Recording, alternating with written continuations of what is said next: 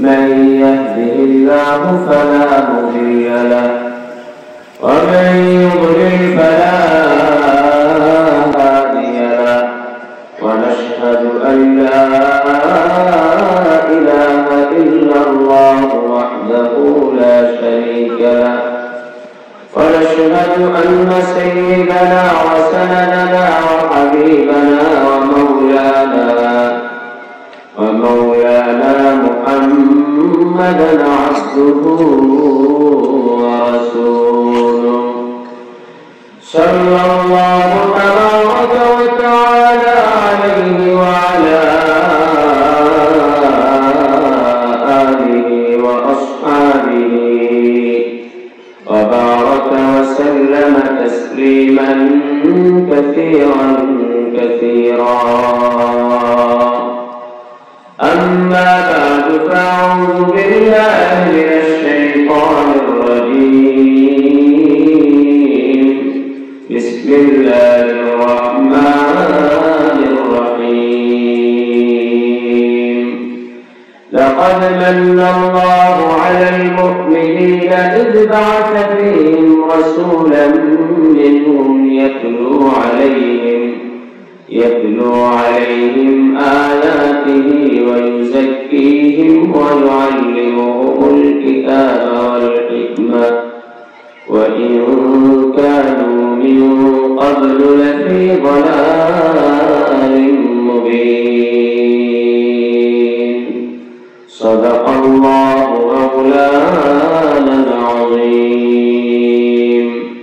وقال النبي الصادق المصدوق صلى الله عليه وسلم: إن الله يرفع بهذا الكتاب أقواما ويضع به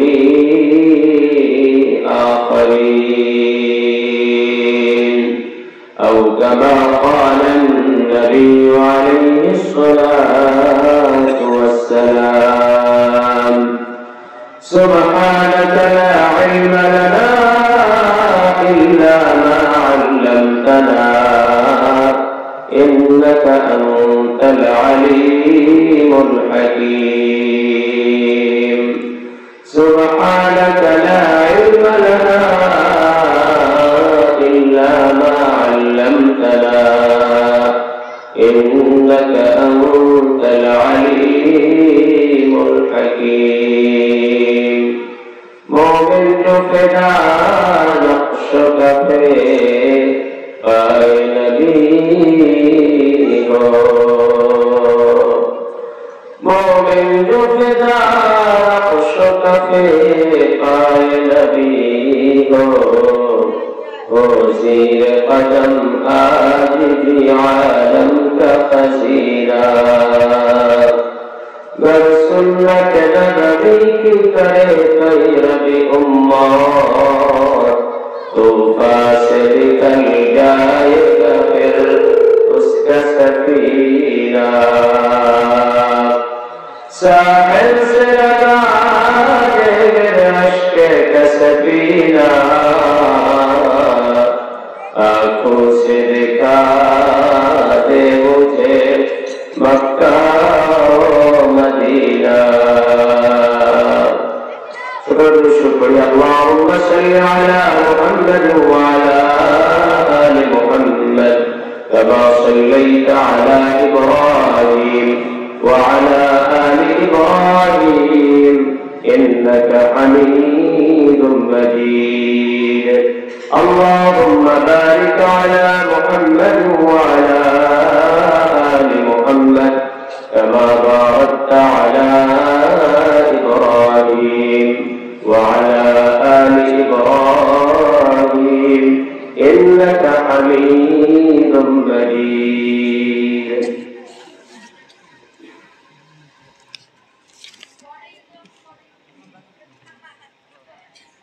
চর ভাটপাড়া ইমদাদুল উলুম মাদ্রাসা ও এতিমখানার উদ্যোগে আয়োজিত আজকের বার্ষিক ওয়াজ মাহফিলের সম্মানিত সভাপতি হযরত মাওলানা মুফতি মিরাজুল হক খান সাহেব দামাত বরকাতুহুল আলিয়া, নায়েব মুফতি ও শাইখুল হাদিস জামিয়া আরবিয়া শামসুল নূর মাদ্রাসা লক্ষ্মীপাশা লোহাগড়া। আজকের মাহফিলে উপস্থিত রয়েছেন পীর কামেল হযরত মাওলানা মুফতি সৈয়দ মুসাদ খলিফা হযরত আরবি রহমাতুল্লাহ আলাইহি ও মুহাদ্দিস Islamic research centre Bashundhara Dhaka সহ মাহফিলে আমন্ত্রিত সম্মানিত উলামায়ে কিরাম, সম্মুখপানে সমবেত বিভিন্ন অঞ্চল থেকে আগত দিনদারি বান্দার মুসলমান ভাইরা, আল্লাহ রাব্বুল আলামিন আমাদেরকে এই সুন্দর একটি পরিবেশে জান্নাতের বাগানে ইমদাদুল মাদ্রাসা আল-মিনাই একটি সুন্দর জায়গাতে আল্লাহ তাআলা আমাদেরকে কোরআন সুন্নাহ নিসবতে এই দামি উদ্দেশ্যে আল্লাহ তাআলা আমাদেরকে কবুল করেছেন। এই জন্য আমরা সকলেই কালিমাতুশ শুকর আদায় করি। সকলে বলি আলহামদুলিল্লাহ, আমরা বলি আলহামদুলিল্লাহ। এই মাইকালা তাই কি করে করোনার না কি করতেছে ইকো বাড়ানো করে এসে আগে প্রথম শুরু করেছে যেমন ছিল এটাই জীবন ছিল। আর আল্লাহ রাব্বুল আলামিন আমাদেরকে এখানে উপস্থিত করেছেন। আমরা আশিরাই আমাদেরকে আল্লাহ রাব্বুল আলামিন দিয়েছেন। কথা ঠিক আছে ঠিক ভাই আয়া নেহি তো বুলায়া গয়া হো। আমরা আশিরাই আমাদেরকে আমাদের ঘর থেকে, আমাদের পরিবার থেকে, আমাদের গোত্র থেকে, আমাদের মহল্লা থেকে বাছাই করে, ছাঁটাই করে, নির্বাচন করে, আল্লাহ মায়া করে, মহব্বত করে এই জান্নাতের বাগানে আল্লাহ রাব্বুল আলামিনের মেহমান হিসেবে আল্লাহ তাআলা এখানে কবুল করেছেন। সকলে আবার শুকরিয়া আদায় করি। সকলে বলি আলহামদুলিল্লাহ। আপনার এখানে এসে বেজার হয়েছেন কে? হাত উঁচু করে দেখেন। কেউ বেজার হয়েছেন? কিন্তু আপনাদের অনেকে চেহারা দেখে মনে হইতেছে যে আপনারা একটু অখুশি অখুশি ভাব। কোরআনের নিসবতে, ইসলামের নিসবতে, নবীর নিসবতে আমাদেরকে যখনই যেখানে ডাক দেওয়া হবে আমাদের সেখানে সমস্ত দল মতকে পিছনে ফেলে আল্লাহর জন্য, নবীর জন্য, ইসলামের জন্য কুরবানি করার জন্য আমাদের সব জায়গায় করতে হবে, অংশগ্রহণ করতে হবে। আমি এসে তো ইনশাআল্লাহ কে কে রাজেছে হাত বসে করে দেখা লিল্লাহি তাকবীর, আল্লাহু তাকবীর, নারায়ে তাকবীর। আমি আমার ভাইদেরকে বলবো আপনারা একটু সকলেই একটু জোরে মিলে একটু আগায় আপনারা সকলে বলবেন, তাহলে আমরা ইনশাআল্লাহ কোরআন সুন্নাহ থেকে আলোচনা করব অল্প সময় ইনশাআল্লাহ। আরো অনেক বড় ওলামায়ে আছে, আল্লাহ বুজুর্গ রয়েছে, তাদের চেহারা দেখে, তাদের থেকে আপনারা নেক রওনা নিয়ে, আপনারা দোয়া নিয়ে, আপনারা এখান থেকে মাসুম হয়ে নিষ্পাপ হয়ে আপনারা আপনার জায়গার বাড়িতে যাবেন ইনশাআল্লাহ। একটু আপনারা আল্লাহকে ভালোবেসে থাকলে, নবীকে ভালোবেসে থাকলে, জান্নাতে যেতে চাইলে একটু আমরা সামনের দিকে আগায় আসি, সামনের দিকে আগায় আসি, এটা আগায় আসি, ঠিক আগায় আসি, আগায় আসি। সকলে একটু কি নিজের জায়গা থেকে একটু অগ্রসর হই। কে আমরা আবার এই মুহূর্তে উঠে চলে যাবো না এখান থেকে ইনশাআল্লাহ। সকলে একটু আগায় আসি, একটু মহব্বতের সাথে আমরা জিকির করি লা ইলাহা ইল্লাল্লাহ, লা ইলাহা ইল্লাল্লাহ, লা ইলাহা ইল্লাল্লাহ, লা ইলাহা ইল্লাল্লাহ, লা ইলাহা ইল্লাল্লাহ, লা ইলাহা ইল্লাল্লাহ, আল্লাহ আল্লাহ।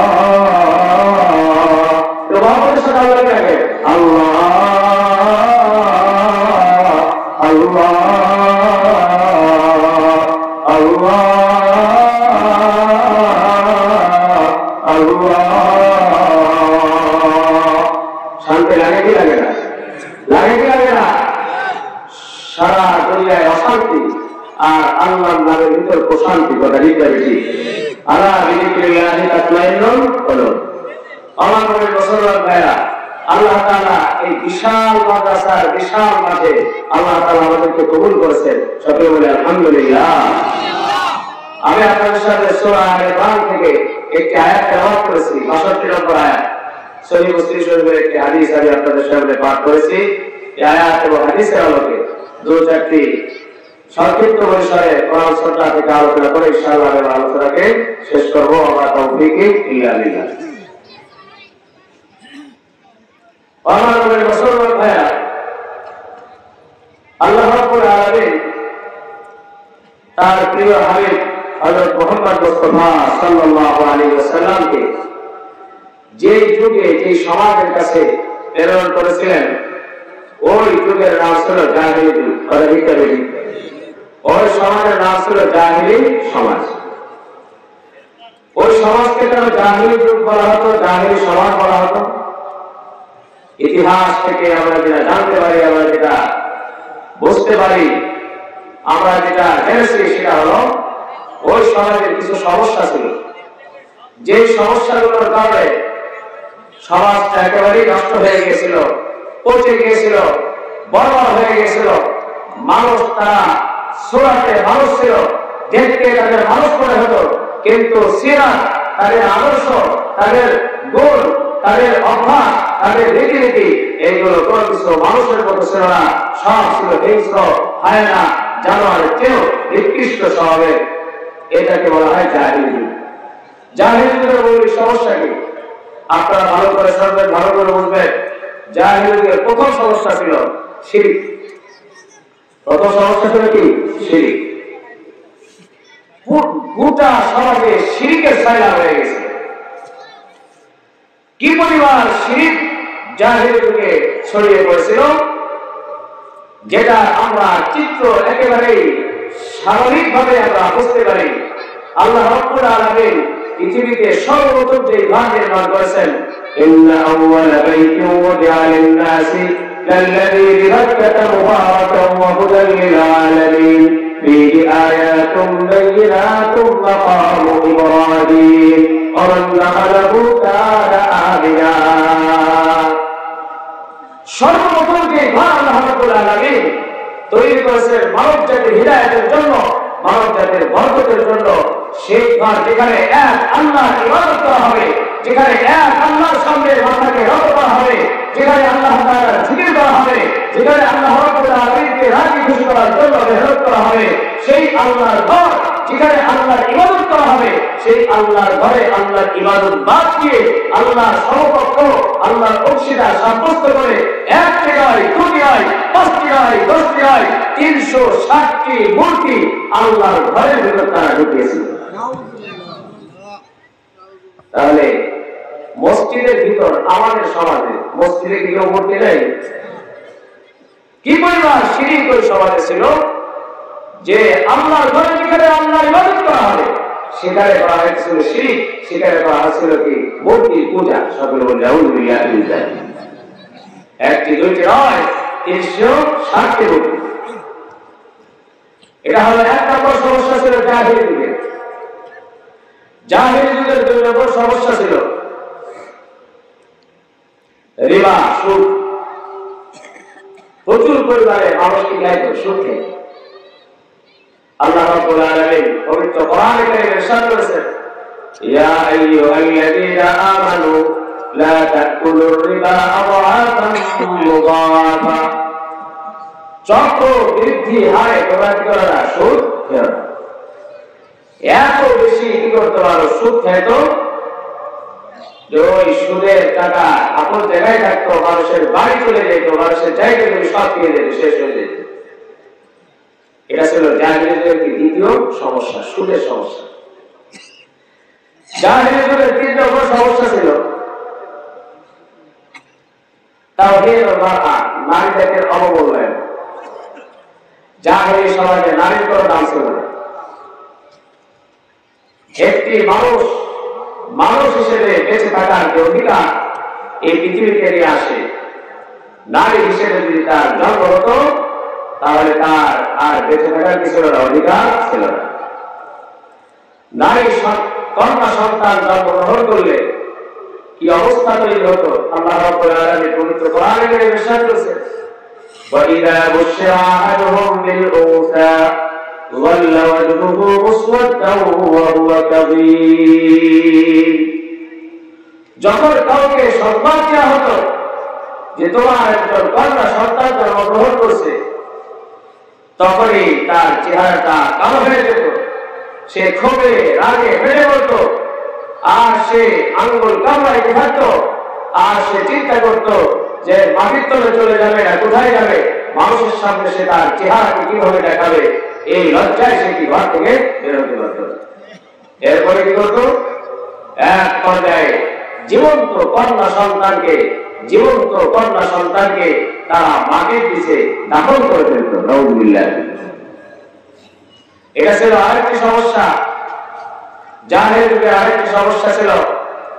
জাহেল যুগের মানুষ প্রচুর পরিমাণে যুদ্ধ বিগ্রহ গ্যাঞ্জাম ফাসাদ এগুলো তারা লিপ্ত ছিল। মানুষের ভিতর কোন মিল ছিল না, ঐক্য ছিল না। গড়তে গড়তে তাদের ভিতর কি ছিল? সমস্যা পর সমস্যা চলতেই থাকতো।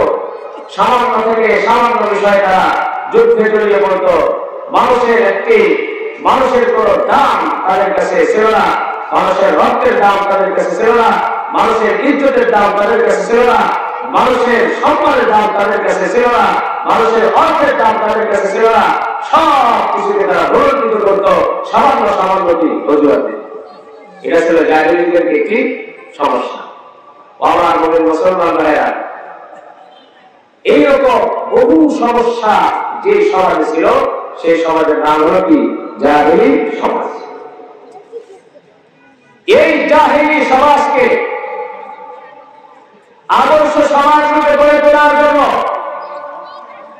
এই অমানুষদেরকে মানুষ বানানোর জন্য যারা জাহান্নামের খাড়ে কিনারায় যারা দাঁড়িয়েছিল, জাহান্নামের কিনারা থেকে তাদেরকে ধরে তাদেরকে মুক্ত করে জান্নাতের সনদ দিয়ে তাদেরকে জান্নাতি বানানোর জন্য আল্লাহ রাব্বুল আলামিন সর্বশ্রেষ্ঠ আম্বিয়া আলাইহিস সালাতু ওয়াস সালামের মধ্য থেকে সর্বশ্রেষ্ঠ মহামানব, সর্বশ্রেষ্ঠ নবী, সর্বশ্রেষ্ঠ রাসূল সাইয়্যিদুল কাওনাইন ফখরুল মুরসালিন রাসূল আরবি হযরত মুহাম্মদ মুস্তাফা সাল্লাল্লাহু আলাইহি ওয়াসাল্লামকে নির্বাচন করলেন।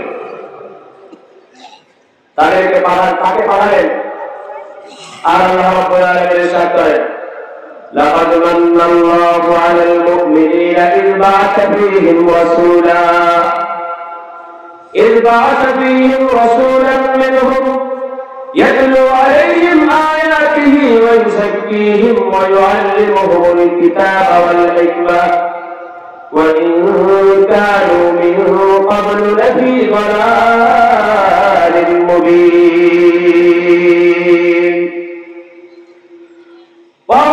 মুসলমান ভাইরা, আল্লাহ রাব্বুল আলামিন সূরা আলে ইমরানের 62 নম্বর আয়াতে আল্লাহ তাআলা প্রথমে ইরশাদ করতেছেন, ও দুনিয়ার মানুষেরা ভালো করে শুনে রাখো, লাকাদ মান্নাল্লাহু আলাল মুমিনিন, অবশ্যই আল্লাহ রাব্বুল আলামিন মুমিনদের উপর ইহসান করেছেন, দয়া করেছেন। আল্লাহ তাআলা মানব জাতির উপর দয়া করেছেন, ইহসান করেছেন। কিভাবে? ইয বা'আসা ফীহিম রাসূলাম মিনহুম, আল্লাহ রাব্বুল আলামিন তাদের মধ্য থেকে একজন রাসূলকে প্রেরণ করেছেন। এই রাসূল যদি না আসতো তাহলে তারা সব জাহান্নামী হয়ে যেত। রাসূল যদি তাদের কাছে না আসতো তারা সব আল্লাহ রাব্বুল আলামিন থেকে সম্পূর্ণভাবে বিচ্ছিন্ন হয়ে থাকতো। রাসূল যদি না আসতো তাহলে সভ্যতা কি জিনিস, পৃথিবীতে সভ্যতা বলতে কি বোঝায় এটা মানুষ জানতো না।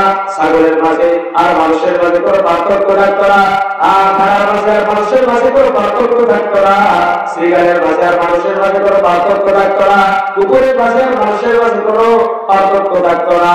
আল্লাহ রাব্বুল আলামিন পবিত্র কোরআনে কারিমে আয়াত আয়াত ইরশাদ করেন, ওয়ালাকাদ লাআনা লিজাহান্নামা কাসীরান মিনাল জিন্নি ওয়াল ইনসি লাহুম কুলুবুন লা ইয়াফকাহুনা বিহা ওয়া লাহুম আ'য়ুনুন লা ইবসিরুনা বিহা ওয়া লাহুম আযানুন লা ইয়াসমাউনা বিহা উলাইকা কাল আনআম বাল হুম আযাল উলাইকা হুমুল গাফিলুন। আমি আল্লাহ রাব্বুল আলামিন বহু মানুষের দিলকে তৈরি করেছি জাহান্নামের জন্য। লাহুম কুলুবুন লা ইয়াফকাহুনা বিহা, আমি আল্লাহ রাব্বুল আলামিন তাদেরকে কলব দিয়েছি বোঝার জন্য, কিন্তু কলব দিয়ে তারা ভালো জিনিস বোঝে না। ওয়া লাহুম আ'য়ুনুন লা ইবসিরুনা বিহা, আমি আল্লাহ তাআলা তাদেরকে চক্ষু দিয়েছি ভালো জিনিস দেখার জন্য, কিন্তু এটা দিয়ে তারা ভালো কিছু দেখে না। ওয়া লাহুম আযানুন লা ইয়াসমাউনা বিহা, আমি তাদেরকে কান দিয়েছি শোনার জন্য, তারা ভালো জিনিস কি করে না, শ্রবণ করে না। উলাইকা কাল আনআম তারা হলো চতুষ্পদ জন্তুর মতো, অর্থাৎ মানুষ হয়েও চেহারায় তারা মানুষ, কিন্তু প্রকৃত সুরাত চেহারায় তারা মানুষ হয়েও তাদের আচার আচরণ, তাদের কার্যকলাপে তারা হলো চতুষ্পদ জন্তুর মতো।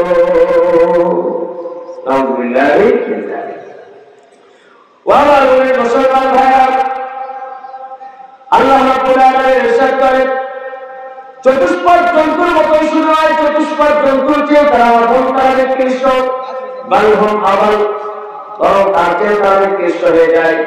আমার মুমিন মুসলমান ভাইরা, আল্লাহ রাব্বুল আলামিন আমি যে আয়াতে কারিমা তেলাওয়াত করেছি, এই আয়াতে আল্লাহ রাব্বুল আলামিন এই কথাটাই বোঝাতে চান, ও দুনিয়ার মানুষ, আমি আল্লাহ তাআলা তোমাদের কাছে আমি আমার রাসূলকে প্রেরণ করে তোমাদের উপর কত বড় দয়া করেছি, কত বড় দয়া করেছি, কত বড় ইহসান করেছি, তোমরা বুঝতে পারবে না।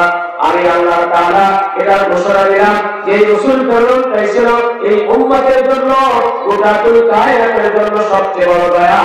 এই জন্য আল্লাহ তাআলা ইরশাদ করেন, ওয়া মা আরসালনাকা ইল্লা রাহমাতাল লিল আলামিন, হে নবী আমি আপনাকে গোটা জগৎবাসীর জন্য রহমত স্বরূপ প্রেরণ করেছি। সকলে বলি সুবহানাল্লাহ, আরো বলি সুবহানাল্লাহ। जो आशी को कमरे में छुपा ले, जो दुश्मन को भी जख्म खाकर दुआ दे, जो आशी को कमरे में अपने छुपा ले, जो दुश्मन को भी जख्म खाकर दुआ दे, उसे और क्या नाम देगा ज़माना, और रहमत नहीं है तो फिर और क्या है, और रहमत नहीं है तो फिर और क्या है। সকলে বলি আল্লাহু আকবার। আল্লাহ করেছিলেন গোটা জগৎবাসীর জন্য রহমত, আল্লাহ তাআলার পক্ষ থেকে আমাদের উপর বিশাল বড় নিয়ামত করে, ঠিক না বেশি? আল্লাহ নবী সাল্লাল্লাহু আলাইহি ওয়াসাল্লামকে আল্লাহ তাআলা প্রেরণ করলেন, প্রেরণ করে এই ঘরে ধরা সমাজকে আদর্শ সমাজ রূপে গড়ে তোলার জন্য, এই সমাজের মানুষকে জান্নাতি বানানোর জন্য, এই সমাজের মানুষকে পাশবিকতা থেকে মুক্ত করে প্রকৃত ইনসানিয়াত শিক্ষা দেওয়ার জন্য, মানবতা শিক্ষা দেওয়ার জন্য আল্লাহ রাব্বুল আলামিন তার হাবিবকে প্রেরণ করে তাকে কিছু দায়িত্ব দিলেন। হে আমার হাবিব, আমি আপনাকে এমন এক সমাজের জন্য নির্বাচন করেছি, যে সমাজের মানুষ জিনায় লিপ্ত, যে সমাজের মানুষ শিরকে লিপ্ত, যে সমাজের মানুষ সুদে লিপ্ত, যে সমাজের মানুষ ঘুষে লিপ্ত, যে সমাজের মানুষ সমস্ত ধরনের অন্যায় আর পাপাচারে লিপ্ত, তারা আজকে অন্যায় করে, তারা আজকে নাফরমানি করে, আমি আল্লাহ তাআলার কাছে একটি চতুষ্পদ জন্তুর যে দাম আছে তার চেয়েও বহু গুণে, কোটি কোটি গুণে বেশি তারা অধম আর বিকৃষ্ট হয়ে গেছে। এখন আপনাকে এই সমাজের মানুষদেরকে জান্নাতি মানুষ বানাতে হবে, এই সমাজের মানুষদেরকে আদর্শ মানুষ বানাতে হবে, জাহেলি সমাজকে সোনালী সমাজে রূপান্তরিত করতে হবে। সকলে বলি সুবহানাল্লাহ। আমার বলি মুসলমান ভাইরা, আল্লাহ নবী সাল্লাল্লাহু আলাইহি ওয়াসাল্লামকে কিছু দায়িত্ব দিলেন, ফরজের মানসবি দিলেন। এই দায়িত্ব যদি পালন করতে পারো তাহলে এই সমাজ হবে আদর্শ সমাজ, সোনালী সমাজ। আমার নবী মুসলমান ভাইরা, আল্লাহ নবী সাল্লাল্লাহু আলাইহি ওয়াসাল্লাম তিনি এই দায়িত্বগুলো যথাযথভাবে পালন করলেন। যেই মানুষ ছিল সমাজের নিকৃষ্ট, আল্লাহ নবী যখন তার দায়িত্ব পালন করলেন, আল্লাহ নবীর কাছে এসে এই সমাজের মানুষগুলো তারা দুনিয়া থেকে জান্নাতের সুসংবাদ দিয়ে তারা আল্লাহর কাছে সবচেয়ে প্রিয় ভালো রাস্তার হয়ে তারা দুনিয়া থেকে বিদায় নিল। বলেন সুবহানাল্লাহ। ব্রিটেনের ক্যামব্রিজ ভার্সিটির এক প্রফেসর বলে যে আজকে সারা পৃথিবীর মানুষকে যদি ন্যায় আর ইনসাফ শিক্ষা দিতে হয়, আজকে যদি সারা পৃথিবীতে শান্তি আর নিরাপত্তা ফিরিয়ে আনতে হয়, আজকে যদি সারা পৃথিবীতে ঐক্য সংহতি যদি ফিরিয়ে আনতে হয়, তাহলে ওমরের মতো শাসক ছাড়া এই পৃথিবীকে আবার আগের অবস্থায়, সুন্দর অবস্থায় ফিরিয়ে আনা সম্ভব নয়। বলেন সুবহানাল্লাহ। তবে ওমরের মতো শাসক আর আসা সম্ভব? কেন সম্ভব নয়? কারণ যিনি ওমরকে ওমর বানিয়েছিলেন তিনি তো আর এই পৃথিবীতে আসবেন। ওমর তো ছিল দুর্ধর্ষ এক ব্যক্তি, ওমর তো ছিল হত্যাকারী, ওমর তো ছিল অত্যন্ত প্রতাপশালী, ওমর তো ছিল একজন অহংকারী জাদুকে এক কুরাইশের এক নেতা। আল্লাহ নবী সাল্লাল্লাহু আলাইহি ওয়াসাল্লাম তাকে এমন ভাবে গড়ে তুললেন, সেই ওমর সারা পৃথিবীর অন্যায় জুলুম অবিচারকে পৃথিবী থেকে বিদায় দিয়ে সারা পৃথিবীতে ন্যায় আর ইনসাফের ঝান্ডাকে তিনি কি করেছিলেন? উদ্দীন করেছিলেন। বলেন সুবহানাল্লাহ। এটা আমাদের কথা নয়, খ্রিস্টান এক বড় প্রফেসরের কথা যে ওমরের মতো শাসক আর এই পৃথিবীতে আসা সম্ভব নয়, কারণ ওমরকে তিনি ওমর বানিয়েছিলেন, তিনি আর এই পৃথিবীতে আসবেন। মুসলমান ভাইরা, আল্লাহ রাব্বুল আলামিন সূরা আলে ইমরানের 62 নম্বর আয়াতে ইরশাদ করতেছেন, লাকাদ মান্নাল্লাহু আলাল মুমিনিনা ইয বা'আথা ফীহিম রাসূলান মিনহুম ইয়াতলু আলাইহিম আয়াতিহি ওয়া ইউযাক্কিহিম ওয়া ইউআল্লিমুহুমুল কিতাবা ওয়াল হিকমা ওয়া ইন কানূ মিন ক্বাবলু লাফী দালালিন মুবিন। আমি আল্লাহ রাব্বুল আলামিন তোমাদের উপর ইহসান করেছি, তোমাদের উপর বিশাল বড় দয়া করেছি, যে আমি তোমাদের মধ্য থেকে তোমাদের মাঝে একজন রাসূলকে প্রেরণ করেছি, যে রাসূলের কিছু দায়িত্ব আছে, মৌলিক 4টি কাজ আছে। 1 নম্বর দায়িত্ব আমি আল্লাহ রাব্বুল আলামিন তাকে দিয়েছি, ইয়াতলু আলাইহিম আয়াতিহি, যে আমার পক্ষ থেকে প্রেরিত আমার হাবিব আমার রাসূল সাইয়্যিদুল কাউনাইন মুহাম্মদ মুস্তাফা সাল্লাল্লাহু আলাইহি ওয়াসাল্লাম তিনি সমাজে এসে 1 নম্বর কাজ করবে, ইয়াতলু আলাইহিম আয়াতিহি। আমি আল্লাহ রাব্বুল আলামিন মানব জাতির হিদায়াতের জন্য আমি একটি গাইড বুক, আমি একটি মহাগ্রন্থ নাযিল করেছি আল কোরআন। এই আল কোরআনকে উম্মতের কাছে হুবহু আমি যেই শব্দে যেভাবে পৌঁছেছি আমি আমার হাবিবের কাছে নাযিল করেছি, হুবহু ওইভাবে উম্মতের কাছে আমার হাবিব পৌঁছে দিবে। সুবহানাল্লাহ। বাবার মুসলমান ভাইরা, আল্লাহর এক নম্বর কাজ ছিল কোরআনে কারীমের আলফাজকে উম্মতের কাছে হুবহু আল্লাহর নবীর উপর যেভাবে নাযিল হয়েছে ওইভাবে উম্মতের কাছে পৌঁছে দেয়া। আমার মুমিন মুসলমান ভাইরা, আল্লাহ রাব্বুল আলামিন কিন্তু 30 বছরের জিন্দেগিতে নবুয়তের জিন্দেগিতে কোরআনে কারীমের পরিপূর্ণ সব করেছেন, আয়াতগুলো নাযিল করেছেন।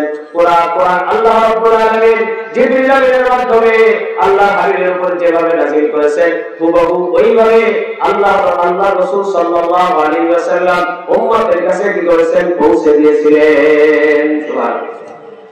আল্লাহর নবীর এক নম্বর কাজ হলো তিলাওয়াতে আয়াত, অর্থাৎ 1 নম্বর কাজ হলো কোরআনে কারীমের বিশুদ্ধ তেলাওয়াত শিখে বিশুদ্ধ তেলাওয়াত উম্মতকে শেখানো। আল্লাহ নবী সাল্লাল্লাহু আলাইহি ওয়াসাল্লাম তিনি কি করলেন? এই ময়দানে এমন ভাবে মেহনত করলেন, আল্লাহ নবী কোরআনে কারীমের তেলাওয়াত কেমন ভাবে সাহাবায়ে-কেরামকে শিখাইলেন, কোরআনে কারীমের হুবহু আলফাজকে এমন ভাবে তাদের কাছে তালকিন করলেন, তাদের সামনে পেশ করলেন। 1-2 জন নয়, আল্লাহ নবীর হাতে 900 সাহাবী তারা পবিত্র কোরআনে কারীমের হাফেজ হয়েছিলেন। সুবহানাল্লাহ। যেখানে মা আয়েশার মতো নারী সাহাবী তিনি হাফেজ আছেন, উম্মে সালামা রাদিয়াল্লাহু তাআলা হাফেজ আছেন, হাফসা রাদিয়াল্লাহু তাআলা হাফেজ আছেন, আবু বকর রাদিয়াল্লাহু তাআলা হাফেজ কোরআন ছিলেন, ওমর রাদিয়াল্লাহু তাআলা হাফেজ কোরআন ছিলেন, উসমান রাদিয়াল্লাহু তাআলা হাফেজ কোরআন ছিলেন, আলী রাদিয়াল্লাহু তাআলা হাফেজ কোরআন ছিলেন, আব্দুল্লাহ বিন মাসউদ রাদিয়াল্লাহু তাআলা হাফেজ কোরআন ছিলেন, সাদ ইবনে আবি হুরায়রা হাফেজ কোরআন ছিলেন, মুআয ইবনে জাবাল হাফেজ কোরআন ছিলেন, উবাই ইবনে কাব হাফেজ কোরআন ছিলেন, আবু দারদা হাফেজ কোরআন ছিলেন। আমার মুমিন মুসলমান ভাইরা, যায়েদ ইবনে সাবিত হাফেজ কোরআন ছিলেন, আব্দুল্লাহ ইবনে ওমর হাফেজ কোরআন ছিলেন, আব্দুল্লাহ ইবনে আব্বাস হাফেজ কোরআন ছিলেন। সকলে চিৎকার দিয়ে বলি সুবহানাল্লাহ। তাহলে আল্লাহ নবী সাল্লাল্লাহু আলাইহি ওয়াসাল্লামের 1 নম্বর কাজ হলো কোরআনে কারীমের বিশুদ্ধ তেলাওয়াত উম্মতকে শেখানো। আর এটা কি? ওয়া আমার মুমিন মুসলমান ভাইরা, আল্লাহর নবী তো 1450 বছর আগে আমাদের থেকে বিদায় নিয়ে চলে গেছেন। 1400 বছরের উপরে আল্লাহ নবী আমাদের মাঝে নাই। আমার মুসলমান ভাইরা, কিন্তু আল্লাহ রাব্বুল আলামিন সমাজকে শুধরানোর জন্য, সমাজকে সংশোধন করার জন্য আল্লাহ নবীকে যে দায়িত্ব দিয়েছিলেন, 1 নম্বর দায়িত্ব দিয়েছিলেন কোরআন কারীমের বিশুদ্ধ তেলাওয়াত শেখানো। বিশুদ্ধ তেলাওয়াত আল্লাহ নবী নাই, এইভাবে সাহাবায়ে কেরাম তারা তাবিঈদেরকে শিখিয়েছেন, তাবিঈরা এইভাবে তাবিঈদেরকে শিখিয়েছেন। এই ভাই মুস্তাহিদ আস্তে আস্তে আস্তে আস্তে ওলামায়ে কেরাম তারা কি করেছেন, কোরআন কারীমের বিশুদ্ধ তেলাওয়াত তারা শিখিয়েছেন। এইভাবে আপনাদের চর ভাষা আগে ইনদাদুল কওমি মাদ্রাসা এখানে প্রতিষ্ঠিত হয়ে বলে আপনাদের এই মাদ্রাসায় প্রথম কাজ হলো কোরআন কারীমের বিশুদ্ধ তেলাওয়াত শেখানোর কথা দেখতে হবে কি আমি তোমার দেখতে হবে কি। এখানে একটা সন্তান আসার পরে তাকে কি আগে কি বড় কিতাব পড়ানো হয়, আগে কোরআন কারীমের বিশুদ্ধ তেলাওয়াত শেখানো হয়। কোরআন কারীমের বিশুদ্ধ বলে এটা কোনো বড় নয়। এই সমস্ত মাদ্রাসাগুলোতে কেন কোরআন কারীমের বিশুদ্ধ তেলাওয়াত শেখানো হয়? কারণ আল্লাহ রাব্বুল আলামিন তার হাবিবকে প্রথম যে কাজ দিয়েছিলেন উম্মতকে কোরআন কারীমের বিশুদ্ধ তেলাওয়াত শেখানো। আর এই মায়ের নবী যারা, রাসূলুল আম্বিয়া যারা, তারা আল্লাহ নবীর অনুপস্থিতিতে আল্লাহ নবী চলে যাওয়ার পরে তারা এখন তাদের দায়িত্ব হয়ে পড়েছে কোরআন কারীমের বিশুদ্ধ তেলাওয়াত শেখা। সকলে বলেন সুবহানাল্লাহ। কোরআন কারীমের বিশুদ্ধ তেলাওয়াত শেখানো, সকলে বলেন সুবহানাল্লাহ। সুতরাং আমি আপনাদের কাছে বললাম, আপনার এলাকার এই মাদ্রাসা এটা কি আল্লাহর নবীর থেকে বিচ্ছিন্ন না আল্লাহর নবীর কাজের সাথে পরিপূর্ণভাবে সম্পৃক্ত? সবাই বলেন। আল্লাহ নবী যেভাবে কোরআন কারীমের বিশুদ্ধ তেলাওয়াত শিখিয়ে সমাজকে করে সংস্কার করেছিলেন, আপনার এলাকায় যদি এই মাদ্রাসাটা কোন অবস্থায় বহাল থাকে, এই মাদ্রাসাটি সুন্দরভাবে তার কার্যক্রম পরিচালনা করতে পারে, তাহলে আপনাদের এলাকায় সারা বাংলাদেশ থেকে ছাত্র আসবে। আর এই মাদ্রাসা তাদেরকে বিশুদ্ধ কোরআন কারীমের তেলাওয়াত শিখিয়ে তাদেরকে নামা পড়িয়ে তাদেরকে হাফেজ কোরআন বানাবে। আর আপনারা এই এলাকাবাসী হওয়ার কারণে, তাদের সহযোগিতা করার কারণে আল্লাহ রাব্বুল আলামিন আপনাদেরকে পরকালে তাদের শাফাআতের মাধ্যমে জান্নাতে যাওয়ার বন্দোবস্ত করে দেবেন। সকলে বলি সুবহানাল্লাহ। আরো বলি সুবহানাল্লাহ। বাবা মুসলমান ভাইরা, সুতরাং এই প্রতিষ্ঠানের সম্পর্ক ডাইরেক্ট আরশের মালিক আল্লাহ রাব্বুল আলামিনের সাথে বলে ঠিক আছে। কারণ কোরআনের কারকালাম, আরো বলে কারকালাম, আরো বলে কারকালাম, কালামুল্লাহ, কোরআন হলো আল্লাহর কালাম। সুতরাং যে প্রতিষ্ঠানের সম্পর্ক আল্লাহর কালামের সাথে যে প্রতিষ্ঠানের সম্পর্ক থাকবে, সেই প্রতিষ্ঠানের সম্পর্ক আরশের মালিকের সাথে আছে নাই? বাবা মুসলমান ভাইরা, সুতরাং যদি কেউ মনে করে আমি এই মাদ্রাসার সাথে নাই, সুতরাং কেউ যদি মনে করে এই মাদ্রাসা যা করে করুক আমার কোনো খবর নেওয়া লাগবে না, যদি কেউ মনে করে এখানে তালেবেরা যারা আছে তাদের কি অবস্থা, তারা কি খায়, তারা কি কিভাবে চলে, কিভাবে তারা পড়াশোনা করে, আমার দায়িত্ব না। বাবার নবীর মুসলমান ভাইরা, এটা যদি আমরা মনে করে থাকি, তাহলে আপনি অটোমেটিক কোরআন থেকে বিচ্ছিন্ন হয়ে আপনি আপনার মালিক আল্লাহ থেকে বিচ্ছিন্ন হয়ে যাবেন। কথা ঠিক হবে কি? আরো ঠিক হবে কি? আর যে প্রতিষ্ঠানে কোরআনের কোন শব্দ জ্ঞানের শিক্ষা দেওয়া হয় না, কোরআনের একটা অক্ষর পড়ানো হয় না, সেই প্রতিষ্ঠানের সম্পর্ক তো একেবারে আল্লাহর সাথে। কথা ঠিক হবে? হ্যাঁ। সুতরাং যেখানে কোরআনের অক্ষর জ্ঞান শেখানো হয় না, কোরআনের শব্দ জ্ঞান শেখানো হয় না, সেই প্রতিষ্ঠানের সম্পর্ক আল্লাহর সাথে হতে পারে পারে আমার মুসলমান ভাইরা, কথাগুলো ভালো করে বোঝার চেষ্টা করবেন, কথাগুলো ভালো করে বোঝার চেষ্টা করবেন। সুতরাং আমার মুসলমান ভাইরা, আল্লাহ নবী সাল্লাল্লাহু আলাইহি ওয়াসাল্লাম ইরশাদ করেন যে আমার চলে যাওয়ার পরে কিছু তালেবেরা আসবে, তালেবেরা যারা কোরআন শিক্ষার জন্য আসবে, তোমরা তালেবেদের কোরআনের শিক্ষার্থী ছাত্র ভাইদের তোমরা কল্যাণকারী হবা, তাদের ব্যাপারে তোমরা নেক কি করবা, পরামর্শ দিবা, তাদের হিতাকাঙ্ক্ষী হবা। এটা আমি নবীর পক্ষ থেকে তোমাদের করব ওসিয়ত। বলেন সুবহানাল্লাহ। সূরা নিসার মধ্যে আছে বাবুল মুসা বিতালাবিল ইলম, যারা ইলম তলব করার জন্য আসে আল্লাহ নবী তাদের ব্যাপারে করেছেন, ওসিয়ত করেছেন যে তাদের কষ্ট রাখবা, তাদের সাথে সুসম্পর্ক রাখবা, তাদের পাশে রাখবা, তাদেরকে বাজারে দেখা হলে তাদের সাথে সুন্দর ব্যবহার করবা, তাহলে আমি নবী কিয়ামতের ময়দানে তোমাকে করব, শাফাআত করব। সুবহানাল্লাহ। বলেন বাবার মুমিন মুসলমান ভাইরা, আসলে কি আপনারা তো ওয়াজ শুনতেছেন, আমাদের নিয়মিত ওয়াজ শুনতে কালকে সারা রাত করে 1 ঘন্টা ঘুমিয়ে নেই, শরীর পুরো আগিয়ে গেছে, ক্লান্ত হয়ে গেছে। এরপর জোয়ান নামাজ পড়াইছে, আমরা চলে এসেছে আপনার দিকে। এই যে চোখের ঘুম ঘুম কি ভাব, গতকাল কুষ্টিয়া ভাব হয়ে গেছে, গলাও গিয়ে গেছে, দুর্বল হয়ে গেছে, ভেঙে গেছে। বাবার মুমিন মুসলমান ভাইরা, আমরা সকলকে একথা বলে দিতে চাই, কোরআন যেখানে আমরা সেখানে, কোরআন নাই যেখানে আমরা নাই। কোরআন ছাড়া মানুষ প্রকৃত মানুষ হওয়া সম্ভব? কোরআন ছাড়া আল্লাহ তাআলার বিধিবিধান মানা সম্ভব? কোরআন ছাড়া আল্লাহর গোলাম হওয়া সম্ভব? কোরআন ছাড়া আল্লাহর সাথে সম্পর্ক কায়েম করা সম্ভব? কোনদিন সম্ভব নয়। সুতরাং যার সম্পর্ক কোরআনের সাথে যত বেশি হবে, সে আল্লাহর সাথে তত বেশি ঘনিষ্ঠ হবে। আল্লাহ তাআলা তাকে কোরআনের মাধ্যমে ডাইরেক্ট জান্নাত দান করবেন, বলে সুবহানাল্লাহ। কোরআনের সাথে সম্পর্ক বজায় রাখতে রাজিয়েছেন কে? গান করে দেখান, লিল্লাহি তাকবীর, নারে তাকবীর। বাবার বলে মুসলমান ভাই হাত নামান। আমাদের দিলের ভিতর কোরআনের প্রেম জাগ্রত করতে হবে। কোরআনের শিক্ষাকে আমাদের স্কুল কলেজে বাস্তবায়ন করতে হবে। আজকে যারা আমাদের স্কুল কলেজে শিক্ষা সিলেবাস যারা প্রণয়ন করে, তারা মুসলমানের সন্তান হয়ে তাদের সামনে কোরআনের কোন আয়াত, কোরআনের কোন বিধান তারা খুঁজে পায় না। তারা আগল বাগল বিভিন্ন সৃষ্টি করে, ইত্যাদি করে ঢুকাই দেয়, বলেন নাউযুবিল্লাহ। আমরা আমাদের সন্তানদেরকে মানুষ বানাতে চাই, আমরা আমাদের সন্তানদেরকে আলোকিত মানুষ বানাতে চাই, আমরা আমাদের সন্তানদেরকে সুনাগরিক বানাতে চাই, আমরা আমাদের সন্তানদেরকে আল্লাহ তৈরি করাতে চাই, আমরা আমাদের সন্তানদেরকে নবীর সুন্নাহ তৈরি করাতে চাই, আমরা আমাদের সন্তানদেরকে আল্লাহ বানাতে চাই, আমরা আমাদের সন্তানদেরকে এটা বানাতে চাই না যাদেরকে আমরা আমার ছেলেকে বানাইলাম স্কুলে, বাড়িতে এসে বললো আমি এখন মেয়ে হয়ে গেছি। আমি বানাইলাম আমার ছেলেকে বুঝাই স্কুলে, সে বললো আমি এখন কি। হ্যাঁ রে, এই বাংলাদেশে এই সমস্ত সিলেবাস চলবে। বাংলাদেশের মুসলমান এই সমস্ত সিলেবাসকে ইউরোপ আমেরিকার বাচ্চারা দূর করতো, কোনো বইনা বলতো না, বাংলার জন্য ঢুকতে দেওয়া হবে না। এটা শাহজালাল, শাহবাহার, এটা শাহবাগ, এটা হাজি শরীয়তুল্লাহ রহমতুল্লাহ দেশ।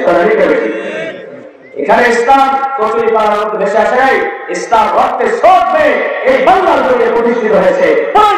আমরা আমার রক্ত দেবো, শাহাদাতের রক্তে সুরাফল করবো, তারপরে কোরআন কথা প্রতিষ্ঠিত করে সর্বে ইনশাআল্লাহ। যদি আপনাদেরকে জিহাদের দান দেওয়া হয়, আপনারা যাবেন তো ইনশাআল্লাহ। আমাদের বাংলাদেশের বছর অবস্থা কি, হুজুর তো সাদাগায় পেছন থেকে এগিয়ে পড়ে কথা ঠিক হবে কি? হুজুর আপনারা যান, আমরা আসি না, আমাদের আগে থাকতে হবে, কোরআনের জন্য সর্বোচ্চ কোরবানি দিতে হবে। আমি আমার ছেলেকে বানাইলাম, ছেলে বললো যে মেয়েকে বানাইলাম, বললো আমি ছেলে, কি আগে বলবো? এটা তো শয়তানের ভাষা। আমার বলে এই সমস্ত কথা শুনলে কি আসে? শয়তান নিজেও কি করে আসে যে আমি